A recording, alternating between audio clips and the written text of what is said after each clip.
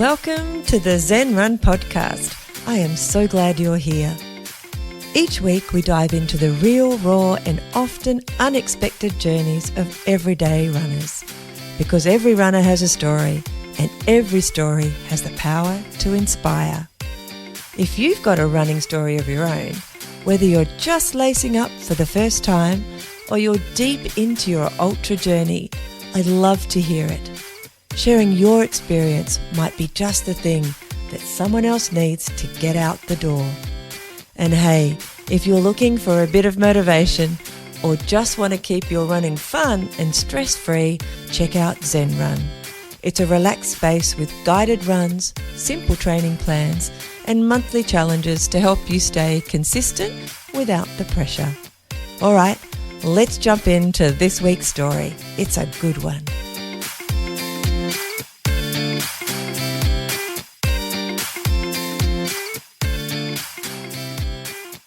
Today I'm chatting with the fabulous Suzanne Rath.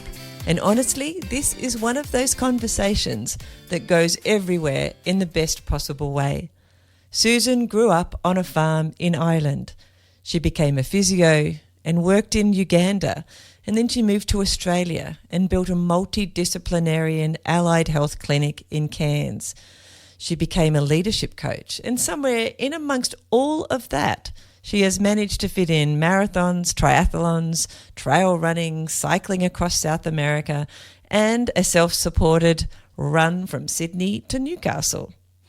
Because apparently a normal weekend away was not quite enough. In this chat, we talk about running, adventure, injury, concussion recovery, business, leadership, values, community, motivation, or really why motivation is not the thing to rely on, and the joy that can come when running becomes less about proving something and more about living in a way that feels aligned. Suzanne is funny, thoughtful, wise, and clearly a little bit dangerous to be around if you're easily convinced to sign up for a big adventure. I absolutely love this conversation. So settle in and enjoy my chat with Suzanne Rath. Today on the ZenRUN Podcast, I am excited, like always, to introduce you to a new person who I've just met as well, a wonderful referral. Again, this is a way that you can get on the podcast or get people on the podcast is to refer. Suzanne Rath, hello, or Rath. Oh my gosh, see, what did I say? Rath, yeah. Rath. Yeah. And I pronounced it. Anyway, it's good. Suzanne, thank you for coming on the podcast. I really Thank appreciate you for having me. I'm very excited to chat with you. You came very highly recommended by another guest, so no pressure. I'm looking forward to hearing your story. I'm sure it's going to be quite a fun chat. But let's start with where you grew up, like at the beginning. Ireland. So grew up on a farm in Ireland and been in Australia now for 14 years in Wexford. So it's about an hour and a half south of Dublin now. But I guess when I grew up, there was no motorway and, Dublin seemed a lot further away than it actually is. So, I grew up on a tiny island on a farm just off Tasmania. Yeah, And, that was fun. But I went back as an adult and I swear we were like, I don't know, hours from town, although we couldn't be because you can't get any. King Island is tiny, as in like to drive from one side to the other is half an hour, from one end to the other is an hour. But in my head, to get from home, from the farm to town was, I don't know, an hour. But when I went there as an adult, it's about 5 or 10 minutes in the car. So it's amazing how things change. Even in your head, that perspective, as you said, when you were younger, it felt like you were a long way away from Dublin. Yeah. Well, my parents still think that going to our nearest town, which is 20 minutes away, is far. And if I go home and I go to say like West Cork or something that might be 3.5 hours, they just think that's somewhere that you need a week to go to. Like you couldn't just go for a night. Why would you do that? You might need to take a thermos and a picnic and all that other stuff. Yeah. That's amazing. All right, tell me, what was it like to grow up in Ireland? So I grew up in Ireland in the 80s when nobody had anything. And I think that was a really good thing. Yeah. I definitely think it gave me a lot of resilience. Yeah. I think growing up on a farm, you become very self-reliant in ways that you don't really realize till later. On And reflection. so a lot of things in life, I'm just like, well, how hard is it? I mean, just give it a go. Like, how hard can it be? And so when people complain about things like, my gate is squeaking, I'm just like, well, I don't know, get some WD-40 or something, or just like, so is this really the biggest problem in the world?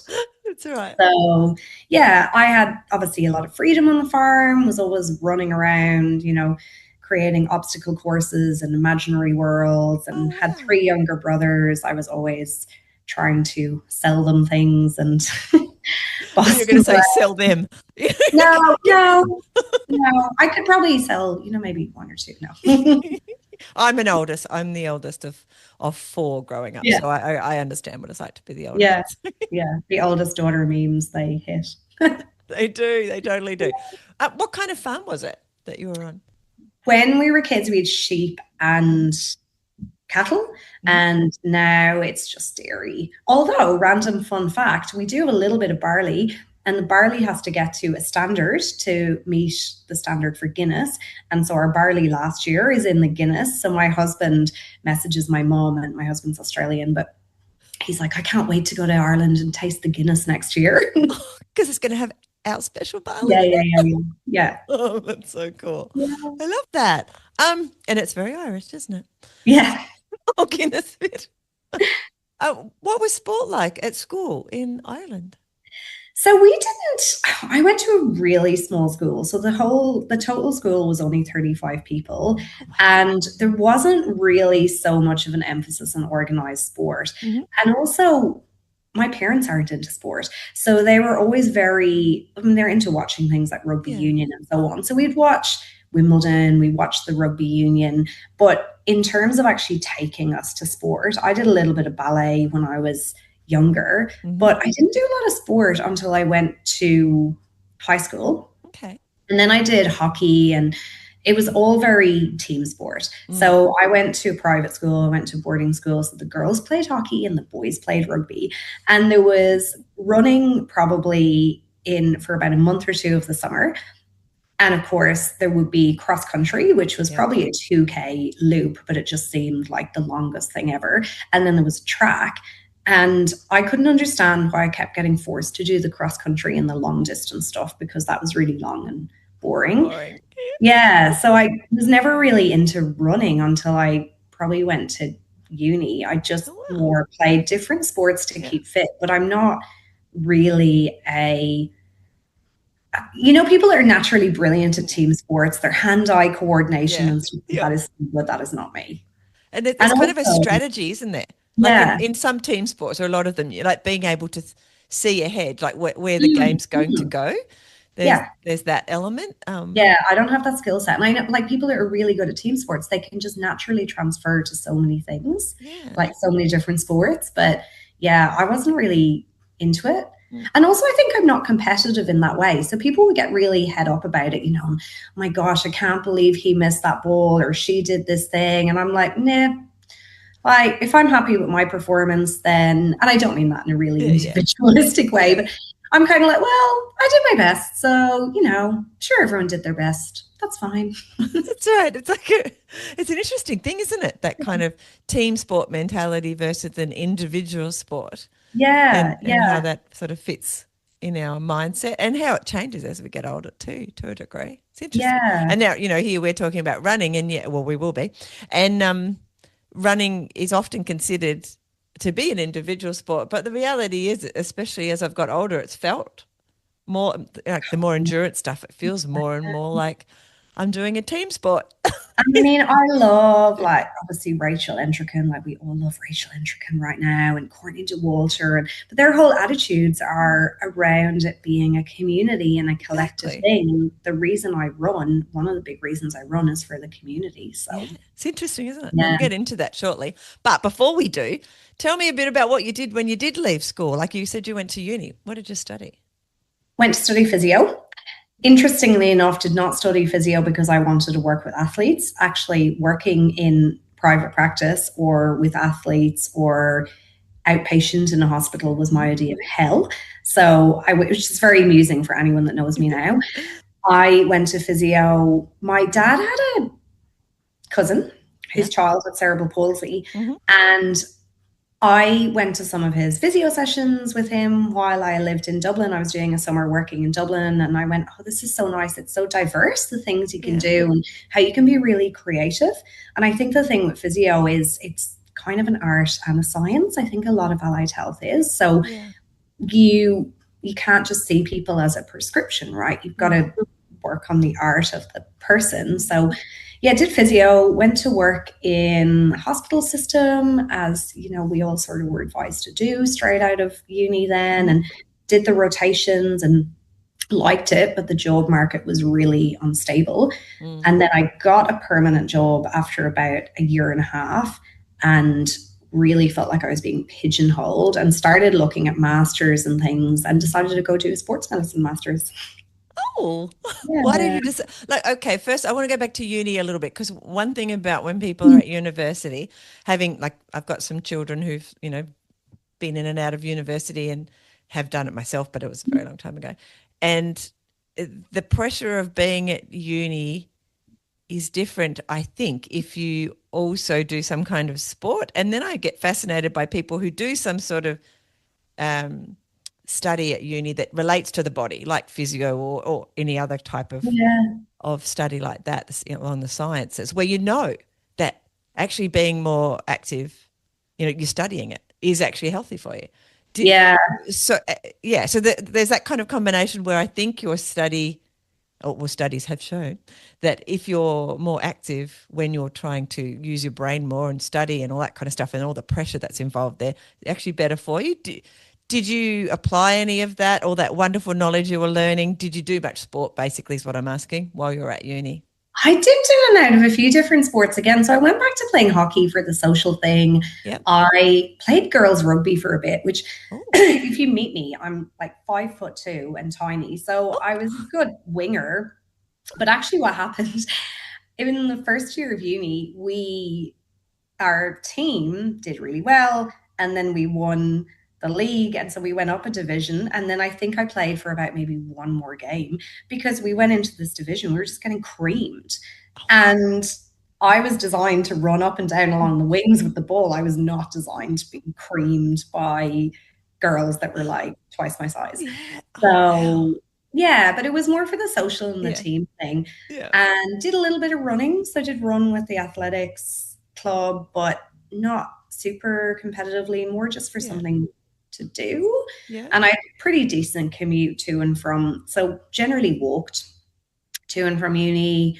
So that was a decent commute, and lots of sort of physical stuff that way. But I think uni's really changed in a sad way. So when I started uni, and I went to Trinity, so if you've been to Dublin, you go to Trinity College. It's in the center of the city, and it's beautiful, and you would have Freshers Week.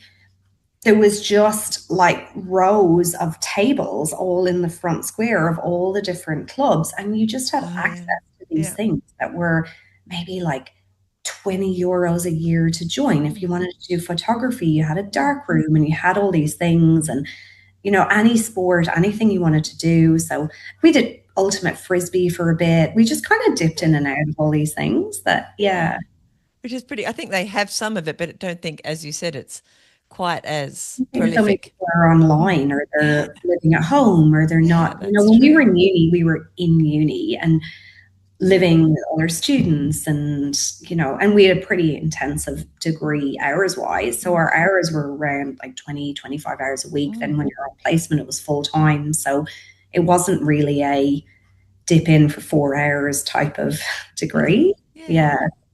That's just fascinating. All right then. So you didn't want to get pigeonholed in your career. So where did that take you after that? Went to do sports medicine masters. So, and then after I came out of that, I went to Uganda. I had this thing, I wanted to go to Uganda, and then a volunteer opportunity came up.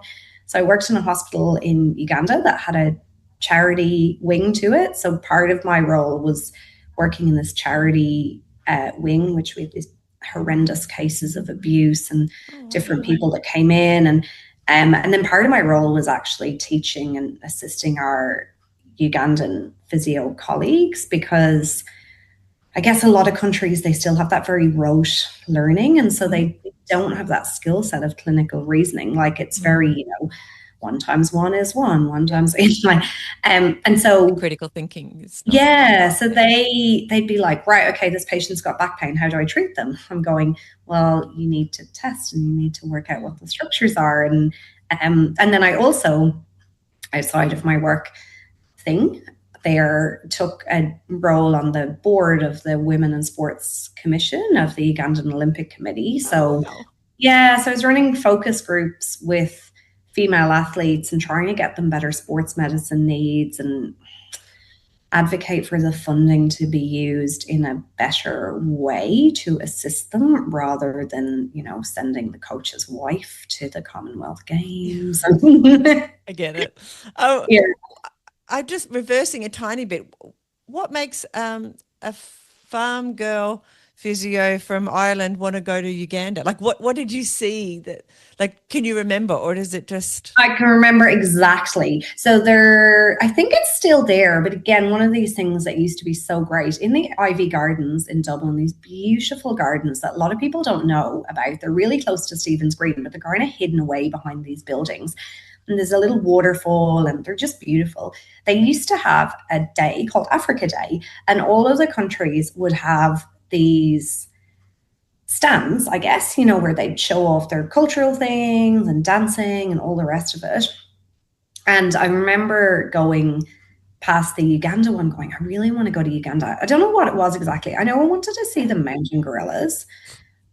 I don't even know why else, to be honest, because in terms of, I guess, wildlife, so I love animals. In terms of safaris and wildlife and so on, Uganda is definitely not the place to go to, because essentially Idi Amin wiped out a lot of the native wildlife. And so in your national parks, you have pockets. So you've got one pocket you go to where there's lots of zebras, and one pocket where there's lots of elephants and giraffes, but you don't have that one big kind of Tanzania kind of, or Kenya or like Kruger National Park, that kind of experience. But it was just a thing in my head, and then the opportunity popped up and I took it. So and you did. That's very brave. Like, I think it's very brave. Like, I don't like, we all know lots of people who don't take some of those opportunities and often wish they had, later on. So it is a very brave thing, I think. You probably think now it's just part of your story, but I think if I look back on my life, I think a lot of us are the same. The things that I regret are the things that I didn't do. Yeah. So there's like a couple of trips I didn't do in uni because of study needs or my partner at the time or money. And now I look back and I think, why didn't you do that? You could have just made it work. Wow. So how long were you in Uganda for? 6 months. And it was pretty formative then? Like, it was a pretty exciting time. I was there at a really great time. So it was leading into, so I finished my master's. I was kind of in the middle of finishing my thesis. And so it gave me a kick to almost finish my thesis. So it was like almost ready for submission. But I met some great people, but also it was leading into, so I came back in kind of January 2020. In that summer, there was a World Cup on, and there was a bombing in the center of Kampala that was essentially targeted at foreigners. And I think a lot of countries in Africa, the politics are so deep and there's so many little alliances and so many things. And a lot of the times Western governments will jump on the back of this one African leader as, this person's great. But the history of a lot of these places, it's so complex. And so this bombing was apparently, the Ugandan government had backed the Somali army or against the Somali rebels, or there was something, and this was retaliation for this, but it was essentially targeted at foreigners. And there was just a few things happened around that time, some policy changes the government made and so on, that just made Uganda a lot less safe. When I was there, it was quite safe. And we were put up in accommodation that was backing onto the slums. So we weren't living in some area. It wasn't Kampala certainly wasn't, and I haven't been back, but wasn't a city that was very segregated into this is the rich area and this is the poor area. There was a lot of intermingling, I guess. And so I would walk through the local markets to work, and I'd walk to, this is the day, the internet cafe. I'd walk to the internet cafe at 8 or 9 at night and feel quite safe. Yeah. It's interesting, isn't it? Well, it sounds like you had a great time to be there in that respect when you're on reflection, isn't it? Yeah. All right. So you have this amazing experience. Did you head back to Ireland? That's where you went after when you? Yeah, I went back to Ireland for a couple of years, fully intent on, getting the house and settling down in Dublin, putting some money together. But then I just had itchy feet. So I think I went to the bank and started thinking about getting a mortgage, and then did absolutely nothing about it. So I was working in private practice, and it was a really great time to be working because it was before economically there was a bit of a crash. And did a fair bit of sports work. So worked with Cricket Ireland and did some different rugby stuff and basketball Ireland, and worked hard, got a lot of good experiences, but I really just wanted to go away again. So I was actually studying to do American exams, and I was going to move to San Francisco because I'd spent a summer in San Francisco in uni. And luckily, I'm very, very glad now, by the way, I didn't move to America. But then I met an Australian guy, and I was going to New Zealand for the Rugby World Cup. And so I came via Sydney, and I went, Sydney's as good a place as anywhere. So I came to Australia. So when you met your Australian guy, did you meet him? In Ireland. In Ireland? Yeah, yeah. And was he at a pub? Music festival. Yeah, music festival. So that relationship fizzled out pretty quickly after I came to Sydney. Yeah. But it's, I think if you're on the lookout for adventure, you don't need a lot of excuse. That's right. You just need that little push, and then And so you ended up in Australia. And when you got here, you were like, okay, now I'm going to work. Yeah. In Australia. Yeah. Mm-hmm. But when I moved to Sydney, I didn't want to work full time. I wanted to explore some creative things as well. So I didn't work full time as physio. I worked in private practice. I did some theater reviewing. I made some short films. Oh, wow. I did a Cert 4 in screen and media. So I kind of just explored a lot of creative things, and not so much career focused things. So it sounds like, you came to Australia and your creative juices started flowing. I think I've always been creative. And so if I hadn't studied physio, I was going to study English or journalism. Yeah. And I was kind of dissuaded from doing that. Mm-hmm. My parents were very, if you're going to do an arts degree, what are you going to do? Teach? No, I'm not going to teach. So, yeah. So and science degree. I think it's that I think we can use creativity anywhere though, and that's something that I've really learned over the last few years. I create a lot now because I create a lot of content for my coaching and speaking and leadership stuff I do with my teams, and I'm writing a book, and so that's my creativity now. I think sometimes, but I think even in terms of setting up a business and all that, there's a lot of creativity to it. We just need to see it as creativity. That's true. Yeah. My mum's an artist and an art therapist. So creativity has been a big part of my, I've always been surrounded by it. And so I totally understand it being present in all of our lives in every aspect, whether we acknowledge it or not. Yeah. Because a lot of people go, I'm not creative. But yeah. Well, I can't do arty things. I can write, and I can come up with creative ideas, and I can, edit a film, but I can't make a really good painting or a pottery piece or something. Comes up in a different way. Yeah. Even accountants are sometimes called creative. Yeah. Accountants. Yeah. Which is not always a good thing. That's not always a good description. All right. So you're in Australia. You're kind of doing a thing on the side with creativity when it comes to studying and all that kind of stuff too. Where do you go to next? I feel like You've got quite a story here, Susan. Well, I got hit by a car. So I was cycling home from work in Sydney, and 2013, and I just qualified for the Boston Marathon. Because again, when I came to Sydney, so I had a couple of years of having a great running stint in Dublin. When I came back from Uganda, I joined a great run club. It was excellent. We were coached by a former Olympian, and we did this really well in the cross country, and this was all community sport level. So we were coached for free. You know, we joined the club, we had a track at the club, we trained in the Phoenix Park. It was amazing. But then, you know, I came to Sydney, and again, running and stuff just became a thing that I kind of dipped in and out of, and I do the odd race. And then when the Boston Marathon bombings happened, I decided I wanted to qualify for Boston. So I got my act together and trained for 10 or 12 weeks and got a qualifying time on the Gold Coast. And then I got hit by a car.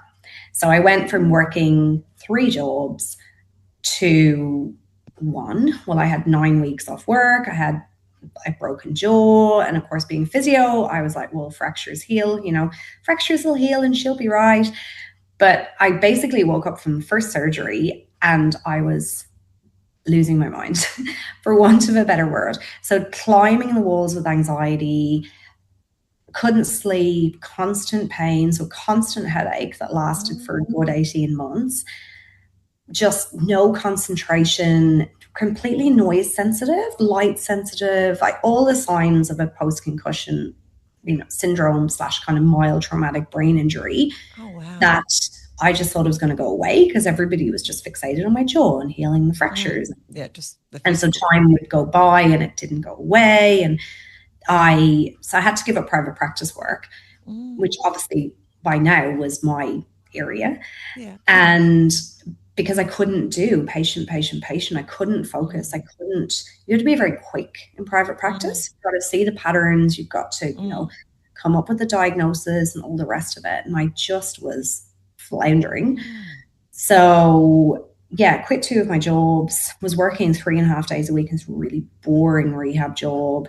But even socially with friends, it was around the time everyone was turning 30. And so, you know, we'd have these 30th birthday parties and it was hell, because even a simple dinner, I couldn't focus on, you know, the person to this side of me. If the person to this side of me was talking, it was just all noise.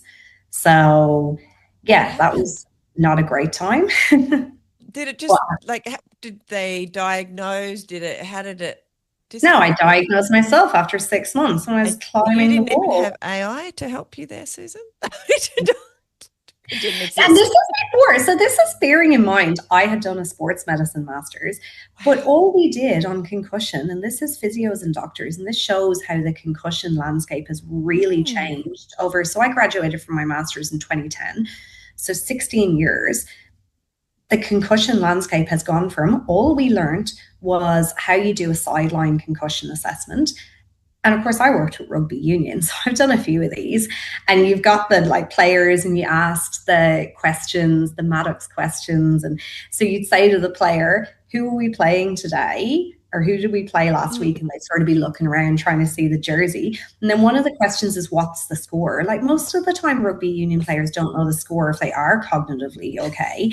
And then they'd be getting up wobbling. And then, of course, the coach would be like, nah, mate, he's fine. He hasn't lost consciousness. We'd have these arguments all the time about taking them off the pitch. Then you get them off the pitch only if they were very visibly concussed. And you'd be like, right, you need to go home. You need your, I worked with a lot of minors as well. So you'd need your minors as an underage. You need your minors parents, as in you need your parents to keep an eye on you. Don't drink alcohol, don't do whatever. And then of course they're in the pub 2 hours later.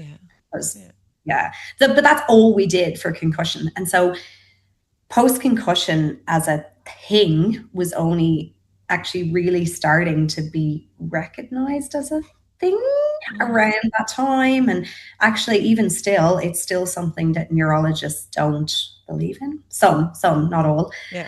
I've heard that from patients. It's not a thing.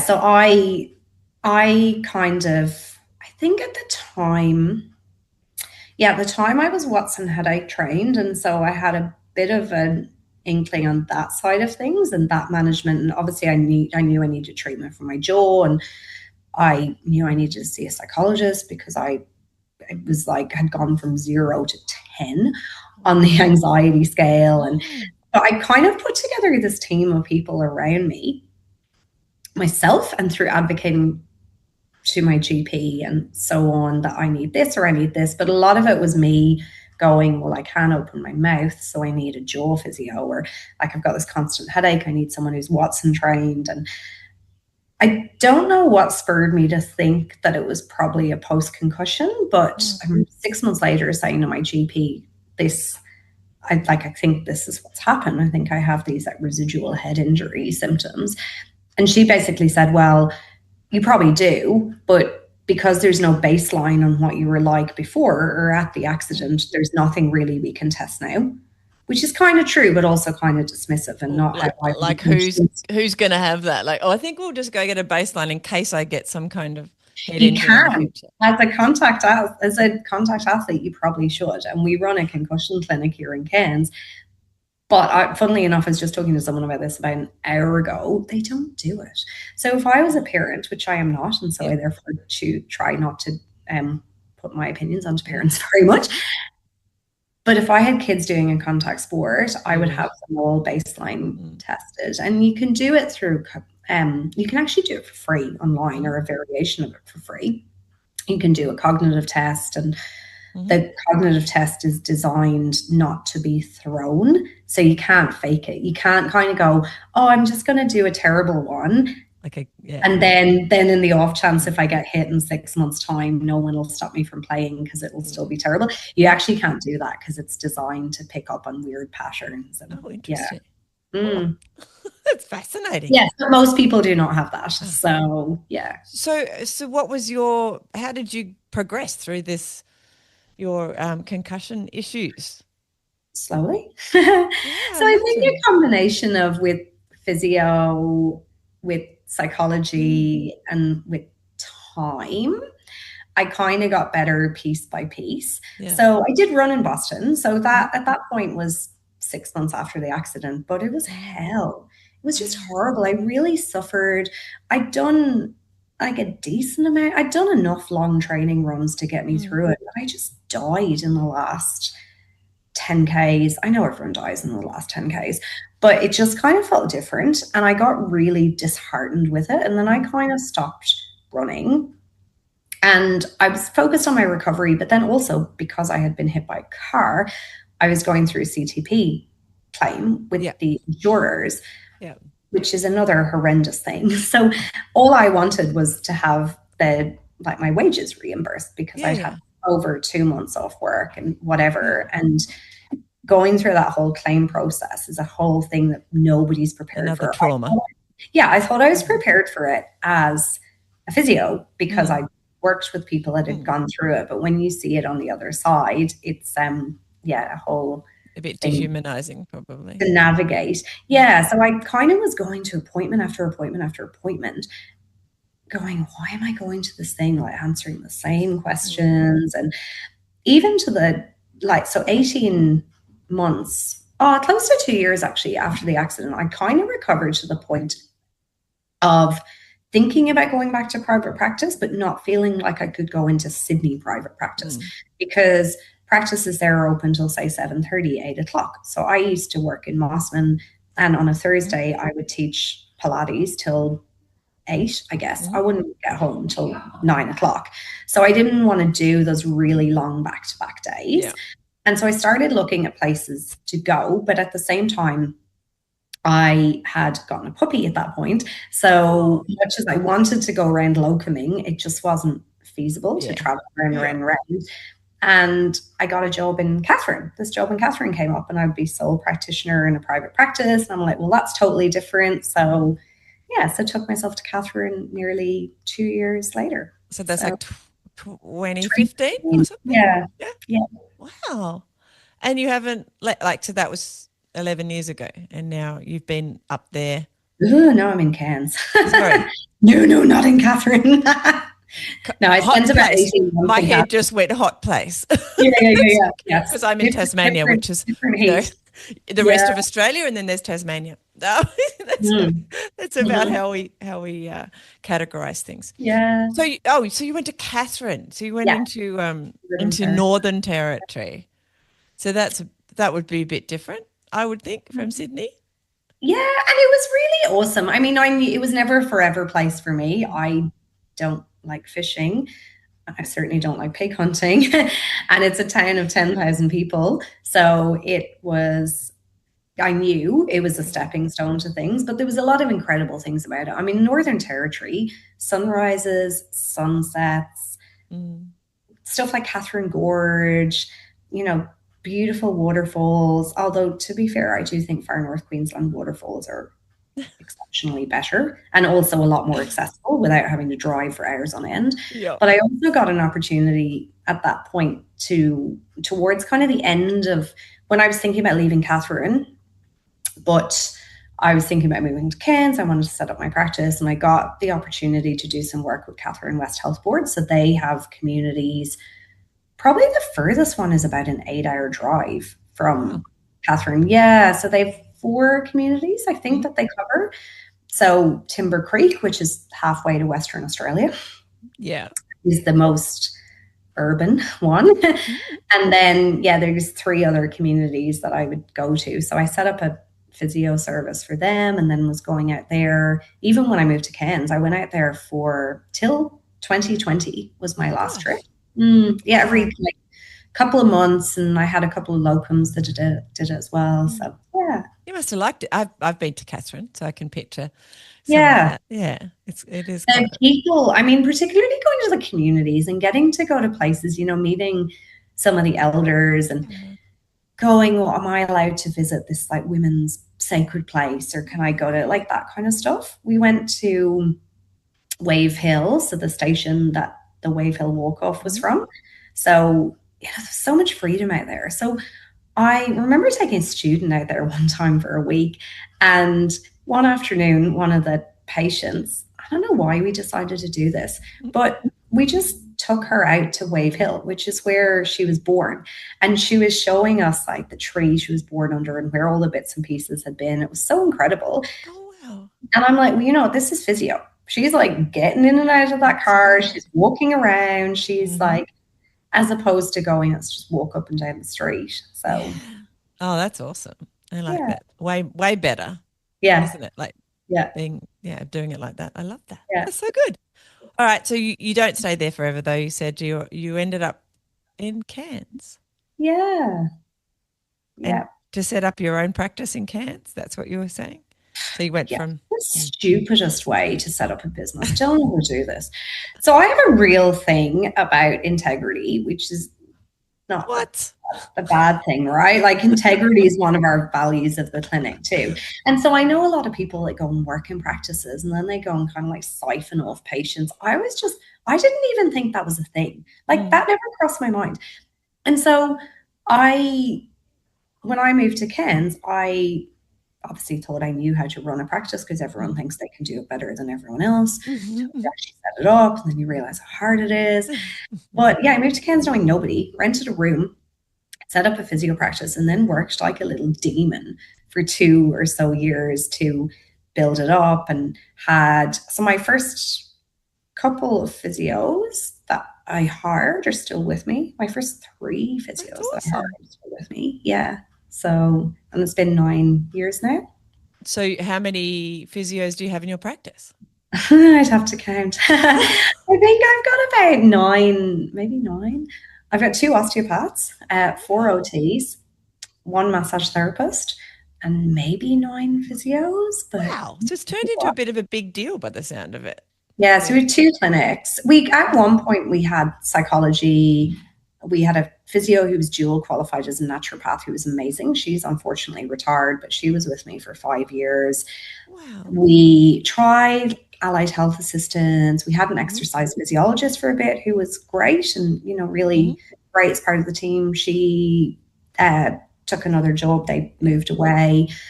But I think in terms of who the disciplines we have right now just work for us. So I always wanted that multidisciplinary space because of my own journey where I'd had to put that together for myself. But you really need the people also that are invested in whole person health to be in that holistic approach. Yeah, and that's something I've learned over time, that not everybody is into that. So we've got a really good team, and it's good. So who do you look after? Who do you service? Like what kind of people? People throughout the life cycle. So we've got a lot of kids. That's a lot of people. Yeah. We got a lot of kids through our occupational therapists, because they see a lot of kids with neurodiversity and so on. A couple of our physios see kids, and so that might be anything like babies with like torticollis, where they get that little twisty neck thing, and different foot things and whatever, through to kids obviously with normal sporting injuries. But our specialist services are vestibular, so we do vertigo. We've got a concussion clinic. We've got a physio who's really into lymphedema and cancer care. We've got women's health, and a huge amount of things. Yeah. And I think, like, I always wanted that, where we would be able to cross-refer within the team, but also look after the whole picture. So not just, hey, you've come in for your ankle, but like, what are the other things that are predisposing you to this? Or, your mum's got osteoporosis, like we've got a bone health class, right? Like, how do we not just put the Band-Aid on, but how do we increase the whole person potential throughout? Treat the whole person, but also like show people their potential throughout the life cycle. Because I love when you see people that like are just doing things, like, I don't care what it is, whether it's your garden or whatever you're into, but who aren't necessarily hampered by age or a diagnosis. That's amazing. It sounds like the work you're doing is incredible. I've not ever been to Cairns. If I do get there, I'll have to come and check it out. I heard Chris telling you about the trails. Yes. The trails are so good. They sound amazing. And we have such a diversity of trails as well. Yeah, it's beautiful. Yeah. Now, all right. Now we've got a pretty good picture. So do you have a partner? Are you? Yeah, married for 4 years. So did you marry a Cairns local, or did you marry? No, he's Australian. He grew up in Perth, but he moved to the East Coast when he was 18 and never looked back. And he doesn't have family in Perth anymore. So, former dive instructor, I dive as well. So that's something we have in common. We've got the 2 dogs, are our babies, 2 babies. Massive rescue dogs. They're just mental in their own way. So, yeah.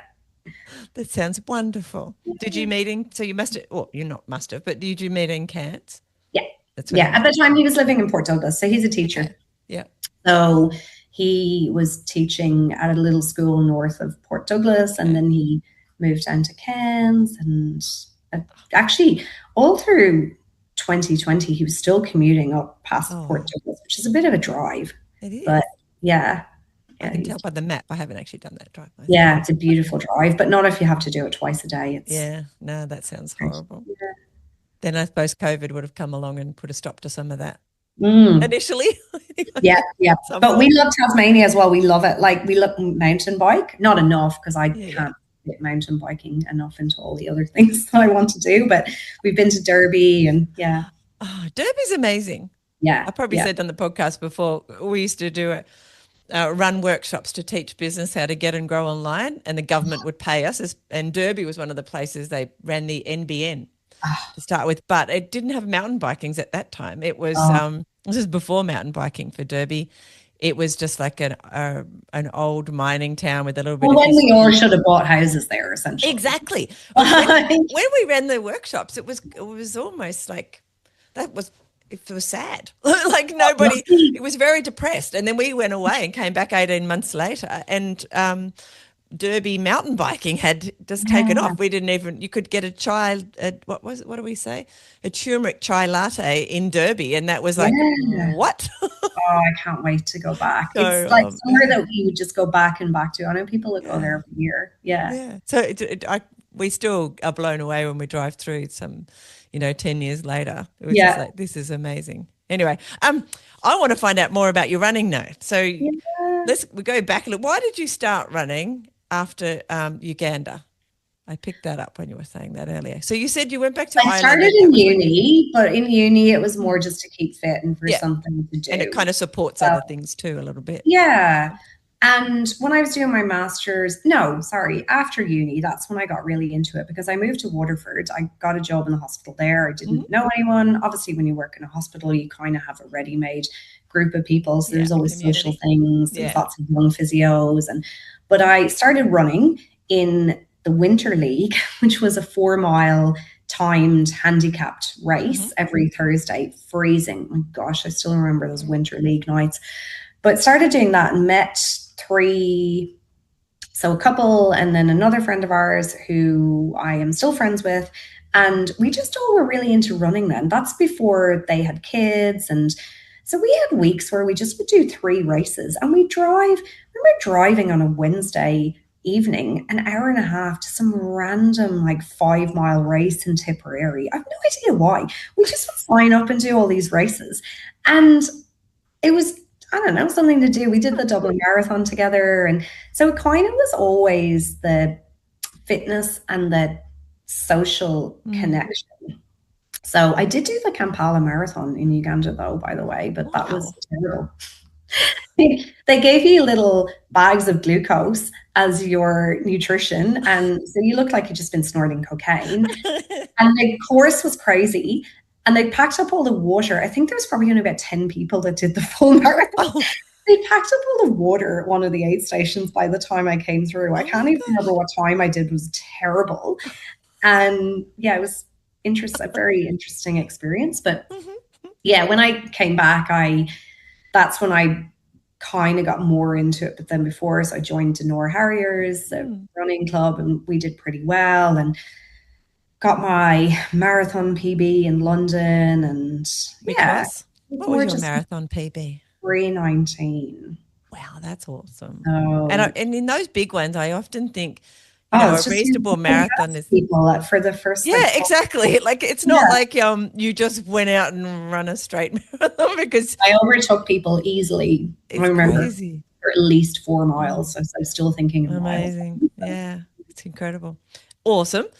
So then, so you did all those bits and pieces, and you get to Australia eventually, and you're still thinking about running, but then I did bits and pieces in Sydney, and then obviously qualified for Boston, and did the Gold Coast, qualified for Boston, ran Boston, and then between the Gold Coast and Boston, I'd been hit by a car, really suffered in Boston, and then just did nothing. When I lived in Katherine, so pretty much between Boston and when I moved to Katherine, I don't remember doing very much of anything at all. And because I would get so fatigued and I was in so much pain, so I would have literally days I could not get out of bed. And I would have this whole body pain, this very inflammatory pain. So when I moved to Katherine, I'd gotten a bike again. So that was the one thing I did. I cycled to commute to work because it was the quickest way to get to work. So I had to do a lot of my own mindset to get back on the bike. I would think so. Hit by a car on the way back from work. Absolutely. But and then in Katherine, I sort of just did enough to keep fit. I did some hiking and maybe did the odd run. And then when I moved to Cairns, obviously I'd got to the point where I was good enough to start, set up my own practice. And so your brain must have been, So that, things like that. I was working really long hours, and I hit, 2018. So end of 2017, start of 2018, I thought I need to start getting back into doing something. I'm ready to take on a challenge again. So I started triathlon training. And actually part of the reason behind that was for so long, I had suffered when I was running. So it was either really sore or I was really slow or, a combination of all the things. And I would have this insane fatigue after it. And so constantly in my head, I was like, I'm never going to get back to running the same way I'd been before the accident. And so it became this huge chore. There was no joy to it. It was just a chore. And doing triathlon, obviously, because I don't particularly like swimming, and I accept that I'm a very good swimmer, so I can do the swim. And the cycle, kind of like cycling, I'm like a mid-pack cyclist at best. But I wasn't starting from any level of expectation with those. And so it was just the aim was to do the triathlon as opposed to going, I used to be quicker over 5Ks. I used to be quick. I'm picking myself up. So I did the 70.3 in 2018, and I dipped in and out. I did a fair few triathlons actually, probably between 2018 and 2022. Like I would retire from them, but then I'd go back, even though I hate swimming. And you can do like a duathlon, don't you?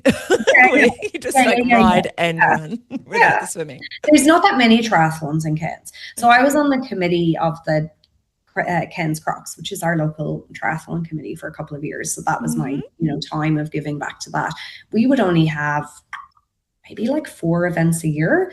So, and then there's the Ironman, and then that's it. So otherwise, to do triathlon, you've got to go, Townsville probably have a couple of things, but otherwise you're going to Sunshine Coast or you're traveling. So a lot of people travel to do them. But yeah, sometime around, I'm trying to think when I started trail running or why I started trail running. I think I wanted to do UTA. But there was something about trail running that it was like my gateway drug back into running. Obviously I was running during triathlon. Yeah. But I was running quite well by the time I got to that triathlon training point. I got a couple of years ago, we got a mixed team, like third in the mixed teams in the 70.3. And so I was actually probably, don't ask me what my half marathon PB is, by the way, I have no idea. Actually, probably still to this day, probably think my half marathon PB was the first half of the London Marathon, but I would have to look at that. Funny. But I did a, like, I would say quite close to my PB then. So I was obviously running okay. And yeah, at some point I started to get into trail running because there wasn't a comparison.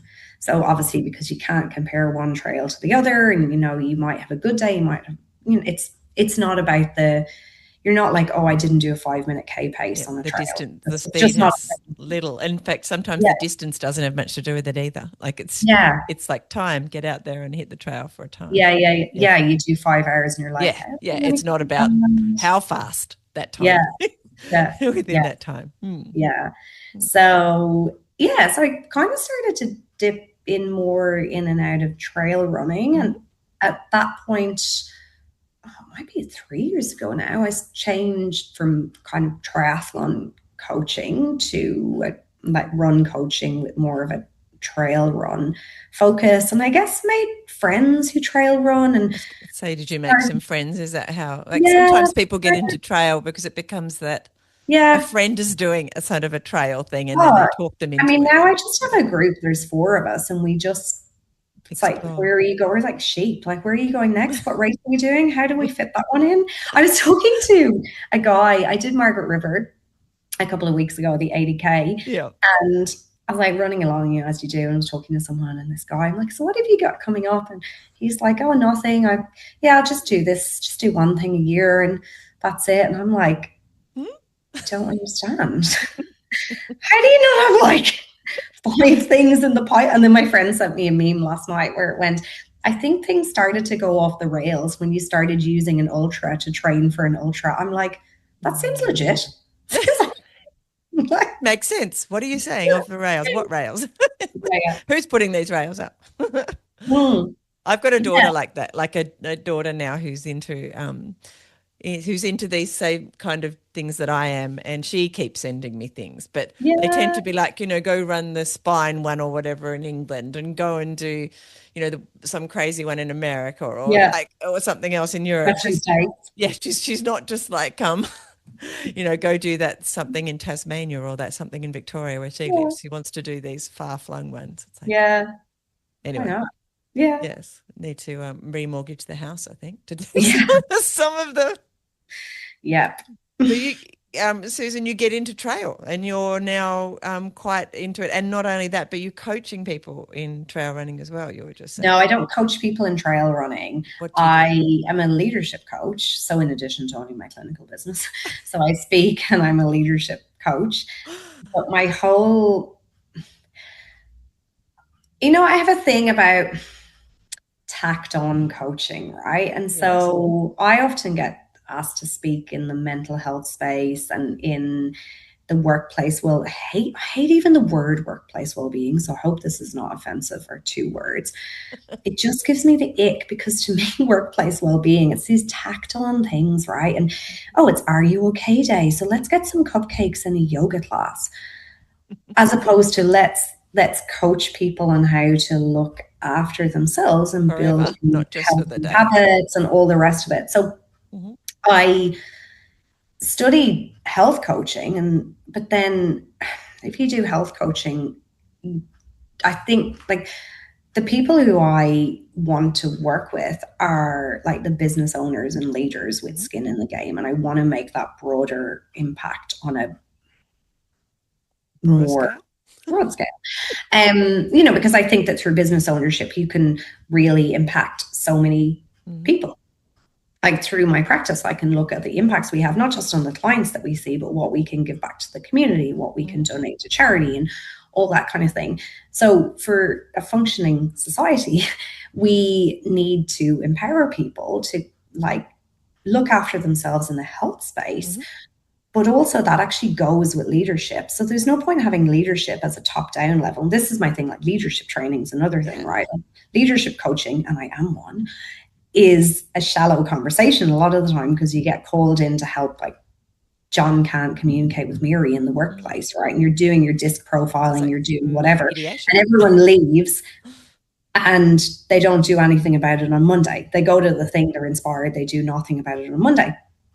And so when I married the things that I have learned in my life from endurance sport, from, thriving and essentially navigating my whole journey after that accident, to setting up a business, to leadership, to endeavoring to live a very values aligned life. And this is the thing with where I fell in love with running again, was when I became really clear on my values and what was meaningful to me and what running gave me.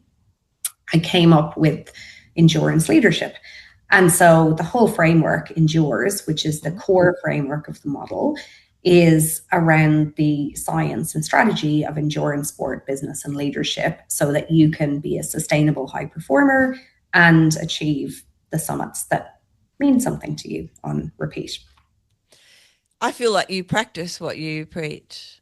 Yeah, 100%. I live that framework on repeat, because when I haven't, it's been miserable. So when I've just had the external success, so we had a point 2 years ago when I won Ken's Businesswoman of the Year. I had 4 clinics. I'd done all the things. I'd got all the goals. And I had, I mentioned that I wanted to be multidisciplinary. So we had all these services, but actually some of them just didn't fit. They didn't fit the model, or maybe the people weren't in the right seats, or we hadn't set up the model to cater for that service well enough, or to integrate it well enough, like a whole combination of things that, so externally, everyone's like, oh, you got all these services, you got all these clinics, you're killing it, you're so great, you're amazing. And internally I'm going, is that it though? I mean, when do I actually get to live a life? And not just about me, but like, why does this not feel good? And so I went into a whole thing around, what's my vision? How do I get there? What is my zone of genius? Like, what is the work that only I should be doing? So is it serving people for me to manage, or to tidy up after them all the time, or is it serving people better if I do the things that I was like put on this earth to do? Like in your zone of genius. Yeah. And then also bringing in things like recovery and bringing in other things in my life, and seeing the value in my running and breaks and time away and thinking time and the support systems I put around me. And yeah. And I guess if you look at it from the holistic point of view, or from the 1,000 feet above, you would be teaching and in your leadership roles and in your business and for your clients, just that there needs to be space for them for recovery and for to look after themselves as well. Yeah. So Yeah. when it comes back to the integrity, as you started, when we started our conversation, you were talking about that. So, to live that way would be more integral. Yeah. And feel better, like just feels, because sometimes we all look at what our life is doing and why do we feel a bit funny? And it's not until you have those conversations with yourself that you really realize that, or you go for a long trail run, so you can have those conversations, that you can work out where maybe you're missing it at that time. Yeah. Which sounds like you did all that work. Altered brain space is just, altered, what do you call it? Altered brain waves. Changing your brain state, it's just so important. If you just go through that day to day, like, how does anything change? And particularly because my skill set is in patterns and strategy and, big picture thinking, I can't do that if I'm not removing myself from the day-to-day thing in some way. And sometimes that can be going, I'm going to take my laptop to a cafe at the beach, which I do not do often enough, but I'm going to, work here instead. But a lot of the time it is through running. Yeah, it's amazing. Or I hear, and there is apparently science around this, in the shower. Something to do with you probably know this. I've heard that too. It's something to do with the water hitting our head. Maybe a head massage would do a similar thing. I don't know, but it does stimulate some neural pathways or whatever, and that's why we all come up with interesting things, or we think about stuff that we wouldn't have thought about. That's in the shower, which I find is fascinating. Anyway, so you get into trail running, you go do lots of trail runs. Tell me what kind of trail runs you've done. Tell me some of that. A little trail running story. Up until last year, pretty much everything I'd done was 50Ks. 60Ks was the most.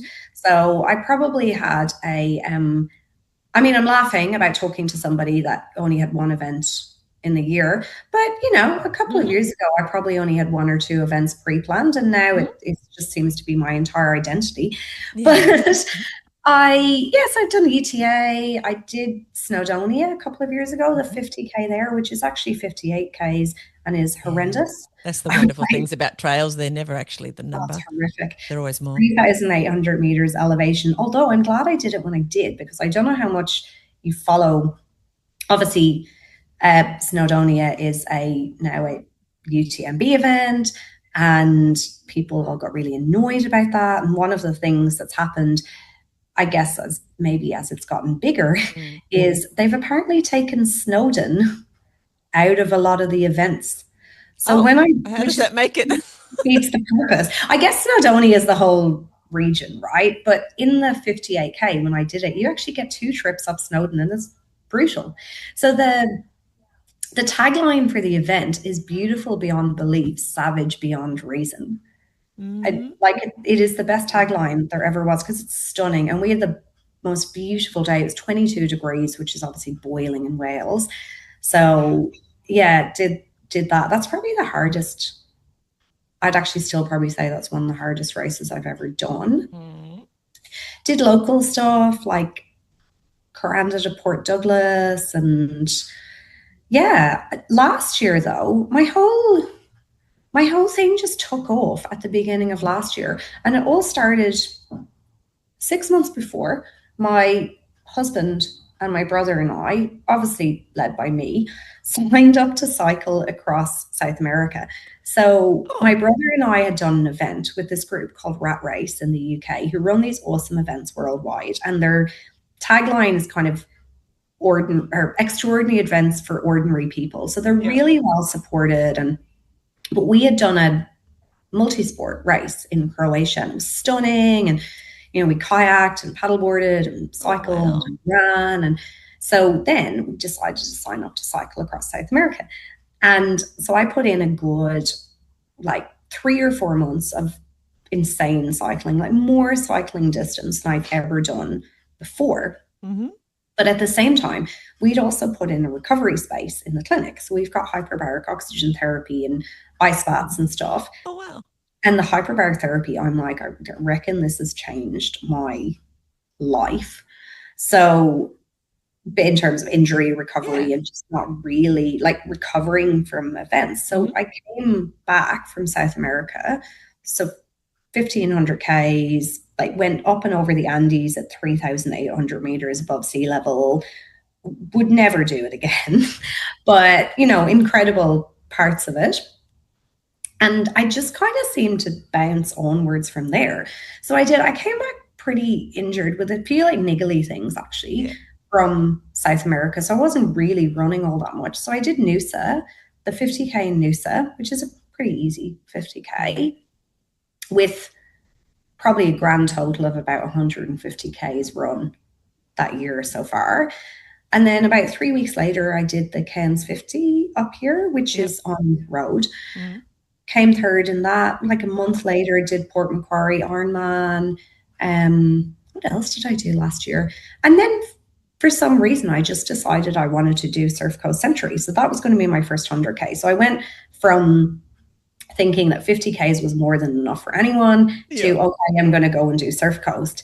And that happened to be with two friends who we kind of just organize more and more events with now.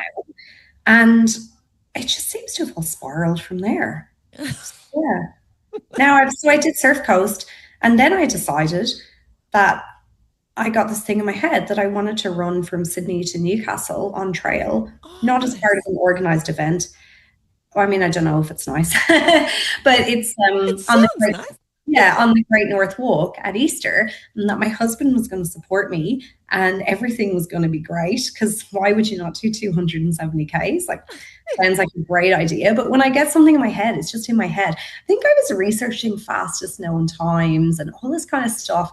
And then I was like looking into trails of around 250 Ks. And I don't know, I had a voucher for accommodation in the Hunter Valley. So it seemed like logical that we would go at Easter and I would run to the Hunter Valley, supported just by my husband.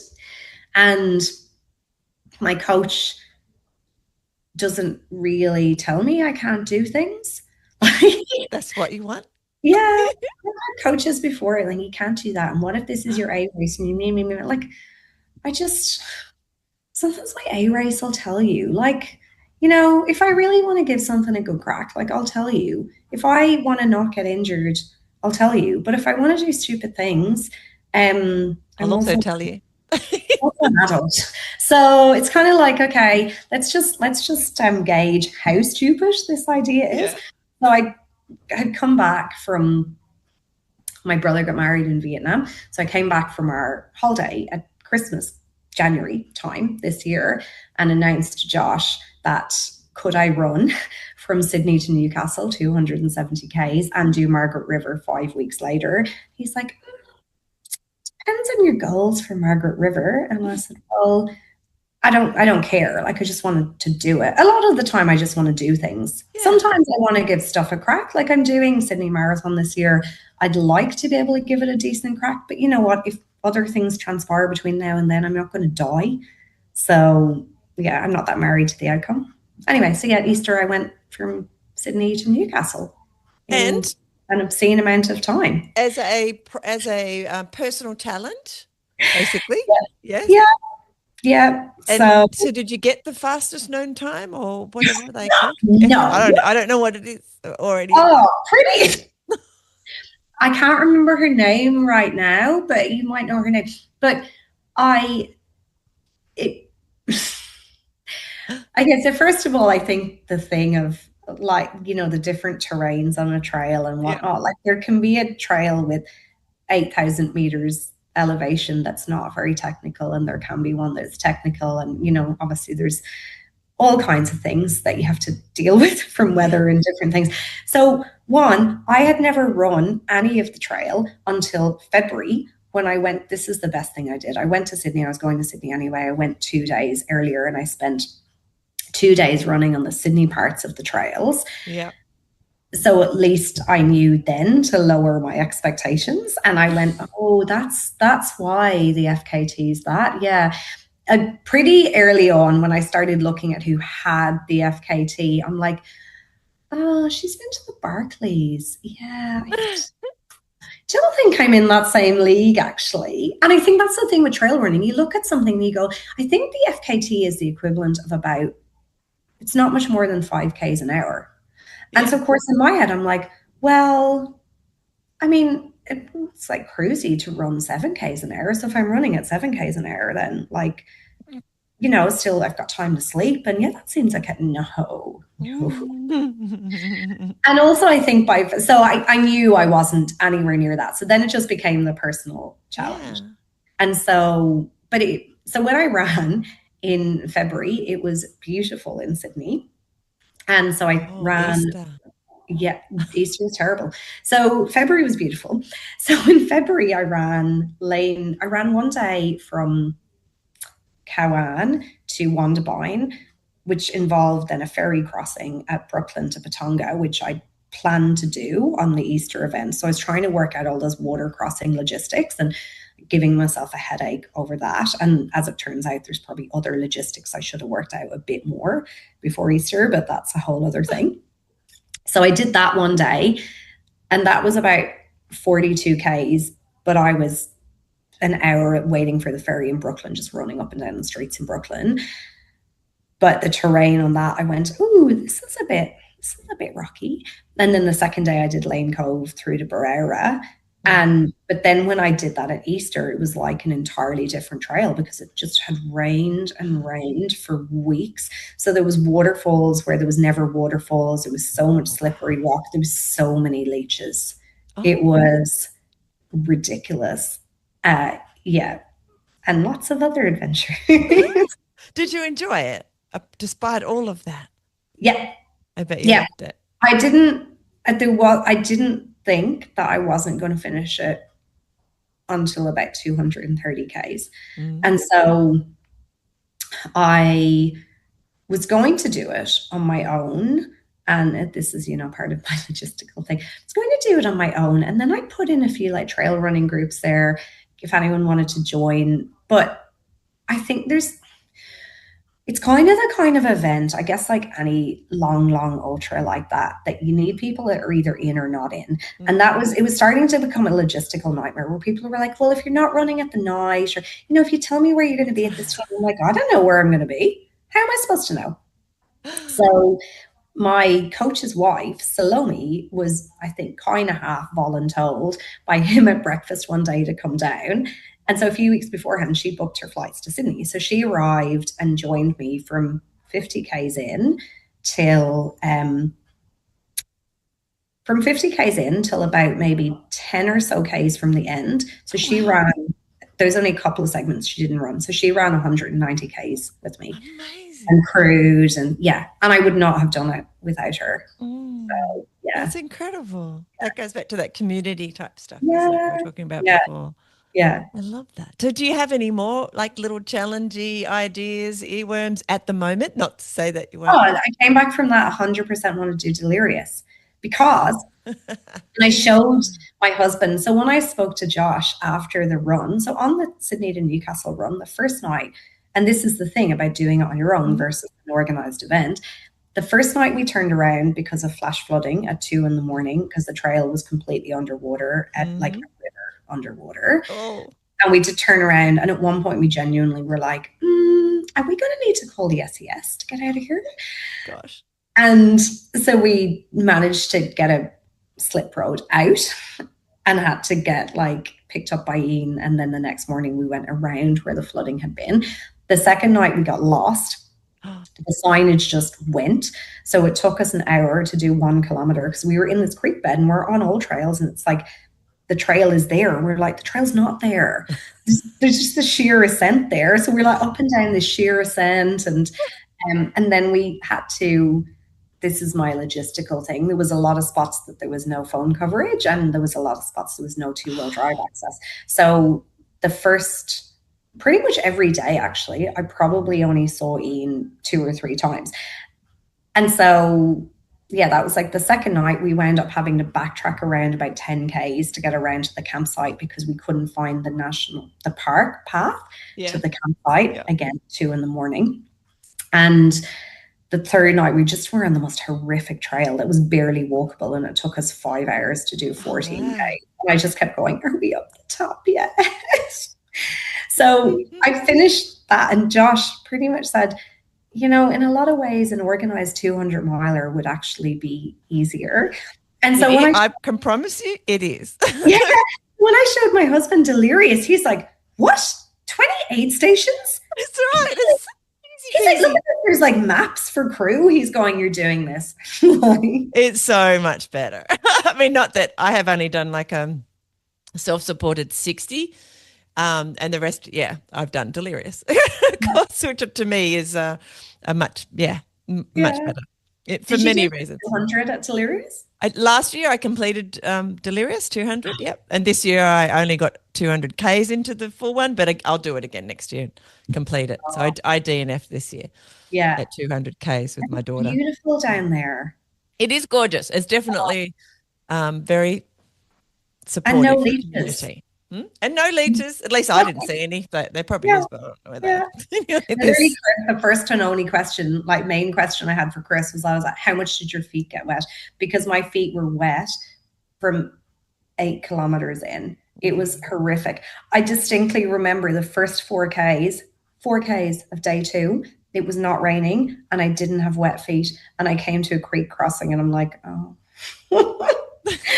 Here we go again. I think it depends in Delirious what the weather's going to do. Yeah. We got very wet the first day. It rained. So we got wet then. And then later on, sometimes depending on where the tide is, you can get wet when you go through creeks that are right next to the sea. Yeah. But you can do it pretty much, and without getting too wet. Yeah. As long as a few things work in your favor. But certainly not like what you experienced. It sounded pretty horrendous, as long as the weather is good. Yeah. Well, that's exciting then. So have you signed up already? Or you're going to sign up when I think it opens to the public? When it comes to the public opening. So, yeah. Because we've already signed up again, my daughter and I. It's a bit addictive though. So, I mean, you've probably noticed that with a lot of the other things. He's like, oh, there's going to be people from Cairns and, I've spoken to my crew and Yeah, it becomes a bit addictive. So just be warned. It's hard to just do one. I just feel like there's so many things to do in the world though. Like that's what you think.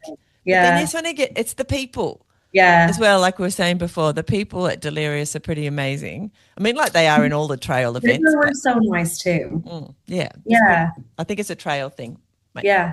Probably everybody thing. But the people who are attracted to trails tend to be more, as you said, they're not just in it to get a faster time or whatever. Yeah. There's a lot more going on for why they're doing it. So, yeah. Oh, that's really exciting, Susan. Yeah. What's your next thing apart like this year? What do you got coming up this year?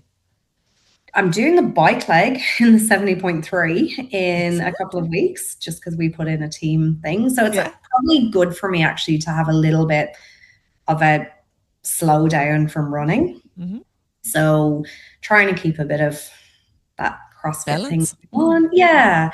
I am doing Mount Fuji with my brother in July, which isn't really going to be a race. It's another rat race event actually, but my brother doesn't run.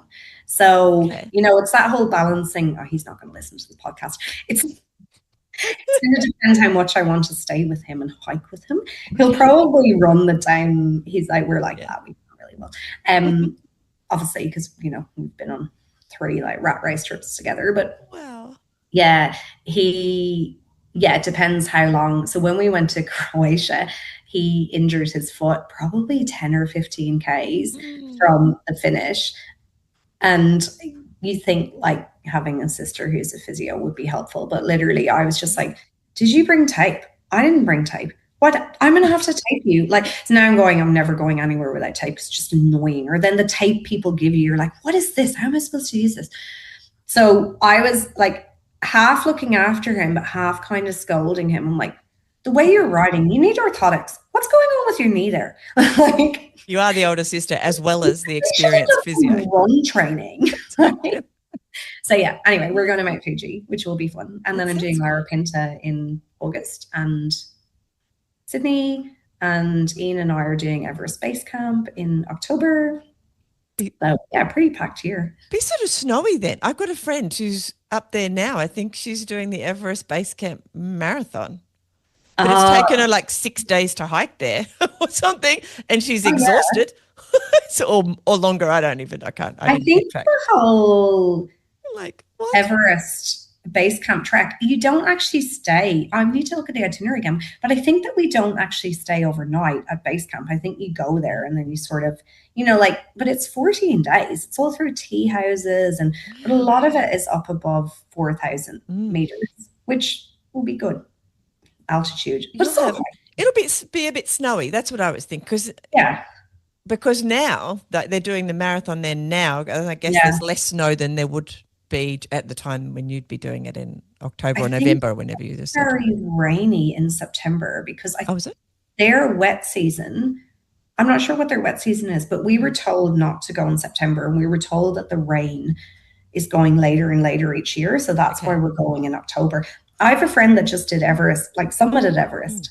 So she's Australian and then has MS, and it's her second time trying to do it. And honestly, I think the more you get into endurance sports, I'm about to cry about it now. Everything, I was so obsessed with, I've never been so invested in Everest season and what was happening and all these things.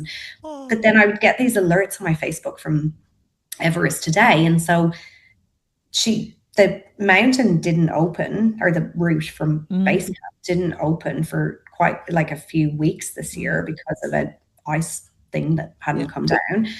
And so I saw, like she was sick, and then she'd gone down from base camp, and then this, and then there was like some base camp videos.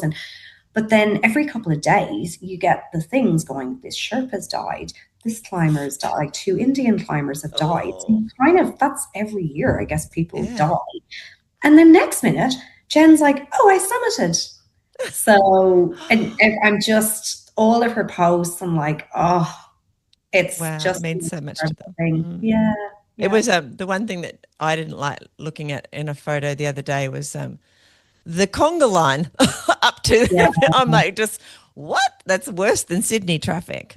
And you read about like people getting abandoned, or getting abandoned by their Sherpa, or they're in a group and then and they're just pretty much left for dead. And got to pick your guide and stuff carefully. It's pretty, it's quite anyway, my friend who was just going up to base camp and then to do the marathon, some of the photos she's been putting on Facebook have been like you. I've been like, I hadn't really thought about that before. That could be, so these little worms get into the back world.